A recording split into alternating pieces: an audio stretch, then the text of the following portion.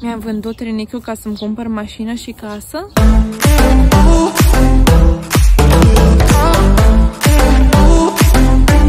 Bună! Eu sunt Alexa, iar astăzi vom discuta despre cei 3 rinichi pe care i-am avut. Înainte de toate, nu uita să te abonezi la canal, să dai un share, lași un comentariu și un like. Chiar aș aprecia și m-ar ajuta foarte mult. Eu nu pot să fac nimic de tine. Logo ăsta așa o să fie. De trepiedul off. Am o problemă. Să răspund la câteva întrebări referitoare la ce s-a întâmplat, cum s-a întâmplat și de ce. Și mai ales veșnica întrebare. Mi-am vândut rinichiul ca să-mi cumpăr mașină și casă? Sau ți-ai vândut rinichiul ca să-ți cumperi un cățel? Tare cuminte de fel. Foarte cuminte. Au meritat toți banii. Nu mi-am vândut rinichiul, nu mi-am cumpărat nimic. Tu... Nu se poate. Nu am cum. Te rog frumos, ce faci? În fine, nu mi-am vândut rinichiul, nici nu mi-am cumpărat mașină din bani sau whatever. Nu. M-am născut într-adevăr cu 3 rinichi. What? Totul a mers bine și eram perfect sănătoasă până pe la vreo 11 luni, când mama a observat că fac febră foarte des și infecție urinară. Am fost dusă la Cluj, unde s-a descoperit că ureterele mele erau încrucișate și se strangulau. Acolo m-a operat, nu mai țin minte numele doctorului, dar nici nu prea important acum, că e acuzat de malpraxis. Operația a avut succes, eram ok după aia, păream că mă fac bine, că îmi revin. Nu știu toate detaliile, dar m-a zis că undeva pe la vreo 3 ani și un pic, au reînceput infecțiile urinare și febra și plânsetele și tot tantamula. Ea pe vremea era asistentă la spital aici în Mureș și a încercat prin cum a putut ea să mă duc la diferiți medici ca să vadă ce se întâmplă și ce am, pentru că fusesem operată. Și în Mureș nu s-a putut, m-am dus la Budapesta și acolo i-au zis că al 3-lea rinichi al meu putrezise. Atunci când m-a operat la Cluj, de mi-a descolăcit ureterele și am o cicatrice mare pe abdomen, o să pun o poză aici.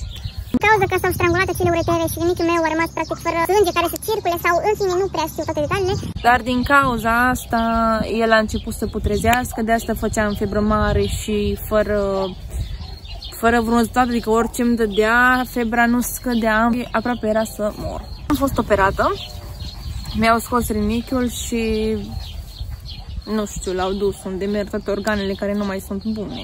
Că o stiră să ai? Da, și rinichiul meu a fost aruncat.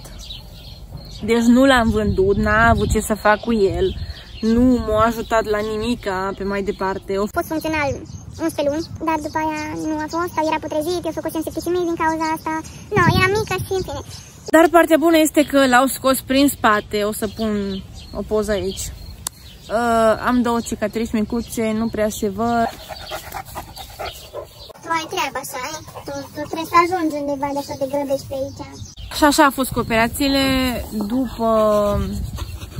După operație, după aia tot a fost ok, m-am recuperat bine, cicatricea s-a vindecat super bine, adică nu am cel mai plat abdomen, așa că se vede puțin acolo, dar ea în sine arată frumos. Totuși, de-a lungul anilor am avut de suferit din cauza aia, mult din cauza bullying-ului, pentru că colegii și prietenii care vedeau și care nu prea erau empatici sau habar n-am cu bun simț, să scută tot felul de vorbe că ba l-am vândut, ba am fost însărcinată, ba nu știu ce, cu cezariană și faze din alt. Momentan sunt ok, mai fac infecții urinare o dată pe an, de 2 ori pe an, care să mă țină cam o lună, 2, dar cu medicația potrivită trec.